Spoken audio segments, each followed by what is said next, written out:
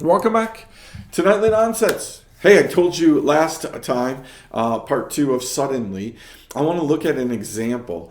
I want to look at an example because God's suddenly just simply means that things all of a sudden happen, right? Suddenly it looks like everything's moving and everything's all right. But what God has done is He's put things in place because there's a way bigger picture than what you and I are thinking about. I want to look at a story that should be familiar to you, but I want to look at it maybe in a different way, right? We promote this lady, right, as just having great faith and all those kind of things. I want to look at the whole picture here, right? Because if we're not careful, we lose sight of the whole plan and the whole purpose, right? So I want to read a story with you, right? And I want you to just listen to it. And then I want to go back and I want to pick out a few things, right? So in the book of 1 Samuel, we start off in chapter 1. There's a man and he has two wives. One of those wives is Hannah, right? The other wife is Peninnah. And Peninnah, she has children, and Hannah has no children, right? So I want to pick up with this in verse 3. Now the man used to go up year by year from the city to worship, to sacrifice to the Lord of the hosts of Shiloh, where the two sons of Eli were priests of the Lord. On the day when Elkanah sacrificed, he would give portions to Peninnah, his wife, and all of her sons and daughters. But to Hannah, he gave a double portion because he loved her, though the Lord had closed her womb. And her rival used to provoke her grievously to irritate her because the Lord had closed her womb. So it went on year by year. As often as she went up to the house of the Lord, she used to provoke her. Therefore, Hannah wept and would not eat. And Elkanah, her husband, said to her, Hannah, why do you weep and why do you not eat? And why is your heart sad? Am I not more to you than 10 sons? After they had eaten and they had drunken in Shiloh, Hannah rose. Now Eli, the priest, was sitting on the seat beside the doorpost of the temple of the Lord. She was deeply distressed and prayed to the Lord and wept bitterly. And she vowed a vow and said, O Lord of hosts, if you indeed look on the affliction of your servant, remember me and not forget your servant, but will give to your servant a son, then I will give him to the Lord all the days of his life, and no razor shall touch his head. As they continued praying before the Lord, Eli observed her mouth. Hannah was speaking in her heart, only her lips moved and her voice was not heard. Therefore Eli took her to be a drunken woman. And Eli said to her, How long will you go on being drunk? Put your wine away. But Hannah answered, No, my Lord, I am a woman troubled in spirit. I have drunk neither wine nor strong drink, but I am been pouring out my soul before the Lord. Do not regard your servant as a worthless woman, for all along I have been speaking out of my great anxiety and vexation. And Eli answered, I have been go in peace, and the God of Israel grant your petition that you have made to him. She said, Let your servant find favor in the eyes. Then the woman went her way and ate, and her face was no longer sad. They rose early in the morning, worshipped before the Lord, and they went back to their house at Ramah. And Elkanah knew Hannah his wife. The Lord remembered her. And in due time, Hannah conceived and bore a son, and she called his name Samuel. For she said, I've asked for him from the Lord. Now, you see the story. What a great story. It's a great story of someone who waited and waited for years. Not only did she wait, but in that waiting, she was provoked. She was irritated because a rival, the enemy, kept saying to her, Did God really say? Is God really going to do this for you? Look at my favor and not your favor. Look at reality. Look at reality. Look at reality. The enemy's constantly trying to get you to look at what you see physically and react to it. He's constantly trying to get you to react to that which you feel, that which you see. And God says, I want you to get past that. There's more going on. You see, this story has a much bigger picture.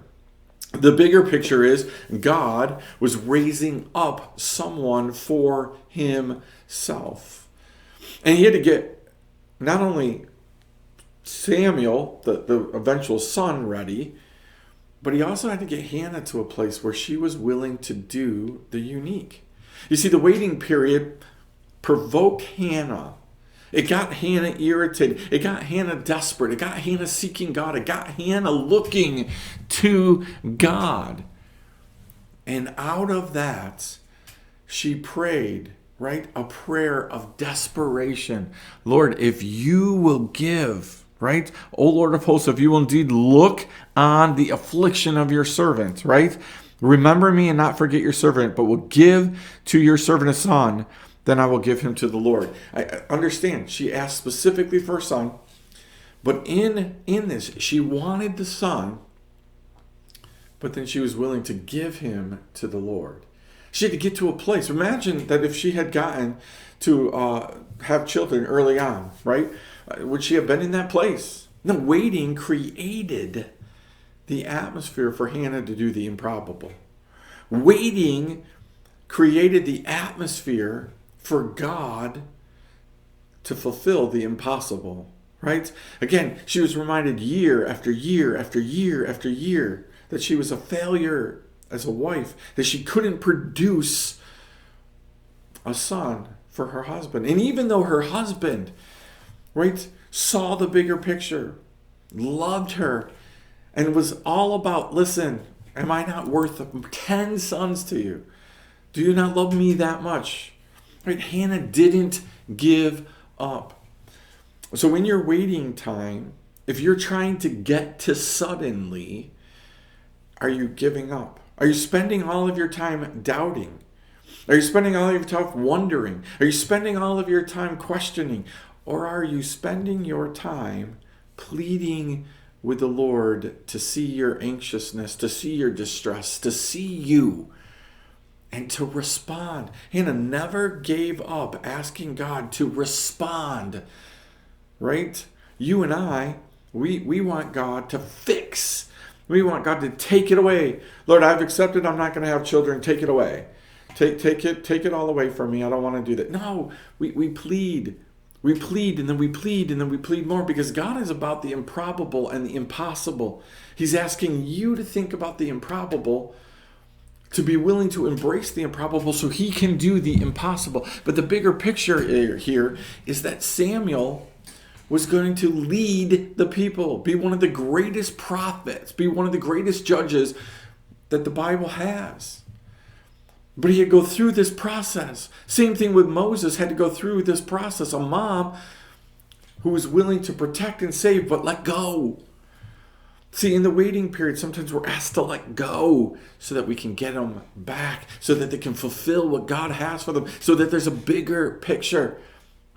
You see, suddenly moments like Hannah experienced, 1 minute after years and years of going up and praying, one moment God put the right person in the place.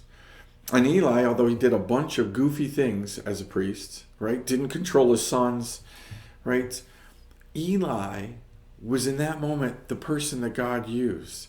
A judgmental man who looked at a woman and said, hey, you must be drunk. You must be crazy. And she set him straight and said, no, I'm not. I'm just distressed because I'm begging for the Lord to do something. And you know what Eli did? He teamed up with her right in that moment and said, no, it's going to happen. May God grant your request. And notice suddenly, I want you to understand, get this. She is in the middle of praying with tears, weeping, distress, all the things. She's in the middle of that. Somebody misperceives what's going on. He thinks she's drunk. He accuses her of being a drunk. She sets him straight. I'm not drunk. I just want the Lord. I just want the Lord. I want him to move. I want God to do something, right? And notice that sets into action. Eli says, okay, may God grant your request. And I want you to see, it says right there, right? Then the woman went on her way. And what's it say? And her face was no longer sad. Years of being sad. years of being sad, years of being tormented, years of being tortured, right? Emotionally tortured by another woman. Years of feeling like a failure, years of waiting for God to work, years of pleading. And what does it say? Suddenly, her face was no longer sad. Maybe you've been waiting for years for your healing. Maybe you've been waiting years for a relationship. Maybe you've been waiting years for a friend. Maybe you've been waiting years for the right job. Maybe you've been waiting years to get deliverance from something. Maybe you've been waiting years for whatever it is. Have you spent your time waiting, complaining? That's my tendency. Have you spent your time waiting, arguing with other people? Have you spent your time waiting, wondering, questioning, did God really say that? Or have you spent your time waiting, becoming the best you that you can be, to seeking God's plan for you? Not doing busy work here, and here, because there's other ways to get what you want. But to rely on God and plead with Him. No, God, this is what I want. This is what I want. Funny. Yesterday I was asked by somebody what made me decide to turn the epicenter down here, the building, into a castle. Most of you, if you've heard me, know that I'm in love with owning a castle, having a castle, and I've spent years and years pleading and wanting a castle, right? And almost everybody I run into tells me that it's just this big dream and never going to happen and all these things. And it's funny because finally one day I was with someone and we just decided to start making a castle. We have the building. Like, hey, just start making it. See, I was waiting for God to just drop me a castle like I envisioned. Rather than having God and pleading with Him to make what I already had into a castle. You see, waiting periods give us a better perspective. They change our focus, right? They get us focused on what's really, really important. Let me transition this into suddenly for right now. There are a bunch of people who are waiting for God to move. Every day I hear of people who are waiting for God to bring deliverance, waiting for God to bring judgment, waiting for God to bring blessing. It's funny, yesterday I heard someone say that they were listening to somebody that said the year 2022 is just going to be a year of great blessing on people. Then I heard somebody who said, I think year 2022 is a year of judgment on the church.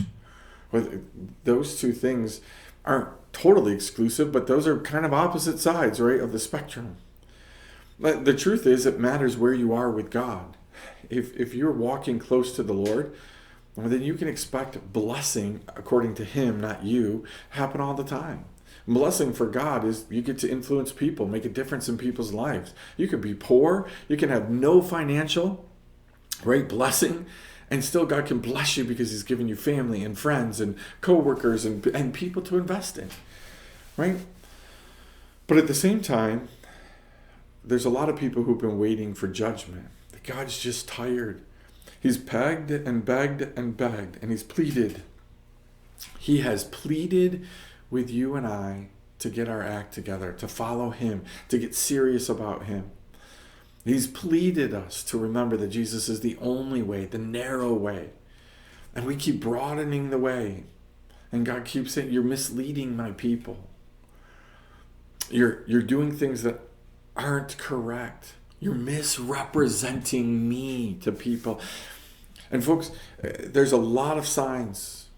We've seen hurricanes. We've seen earthquakes. We've seen tornadoes. We get tsunami warnings. We've seen volcanoes, right? We've seen famine. We've seen pestilence. We've seen disease. We've seen all kinds of warning signs that the Bible talks about. It says, hey, these things are going to happen at the end. These things are going to happen in the last days. You understand, God makes it very clear in His word. He's going to finish His story with the Jewish people. And it's a story of refining. It's a story of persecution. It's a story of bringing a remnant through, but it's a story where God wins. Where finally Jesus gets to come as the one true Savior of this world. Finally, he gets to establish his kingdom the way that he wants to. But you and I need to understand that in order to get to that process, the book of Revelation says there is a whole period of judgment that's coming. A whole period of judgment where God is going to respond to how we have responded to him. See, there's evil in the world right now, and God allows that. He uses it, for his purposes and his will. But there's a big difference between when God says something. You see, God withheld children for Hannah until just the right time and just the right moment for his biggest purpose. Samuel was going to lead an entire nation. An entire nation. He's going to anoint the greatest king that Israel ever had in King David. He's going to get to anoint the first king. He's going to get to do all of these things. But it started with a woman who waited. Deliverance, kingdom building, all of these things started with waiting. And then suddenly, a face changes. Deliverance, kingdom building begins. It's important that we put those things together.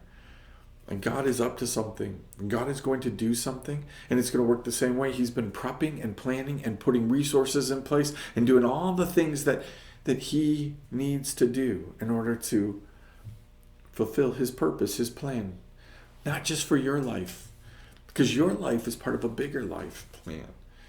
It's the life plan of the church. It's the life plan of people. And God's going to use you in your part. And you don't know that you're suddenly, doesn't mean you're going to be leading people. Doesn't mean that you're going to be doing whatever. You're waiting right now. But suddenly is coming. The question is, are you using this waiting time to develop the heart of God? To let him soften you, mold you, melt you, move you, so that he can then use you. He did that for Hannah.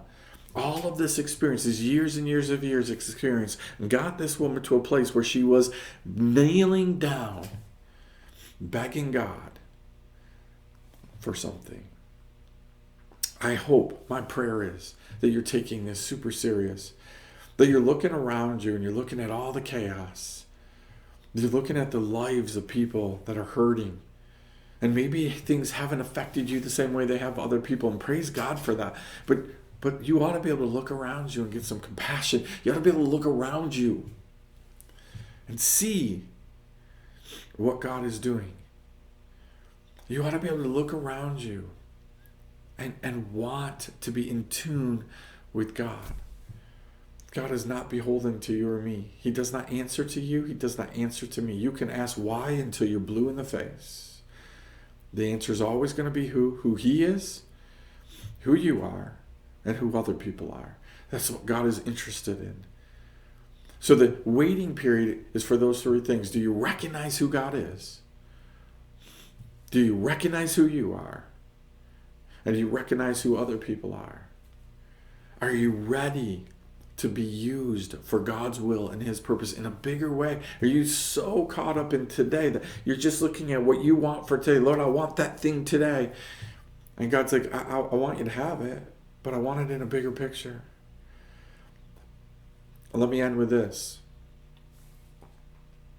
Let me not end with this. Let me just end, and let me do a follow-up next week with another Nightly Nonsense. So we'll see you next time on Nightly Nonsense, where we try to make a little bit of sense out of the nonsense, sometimes that I create.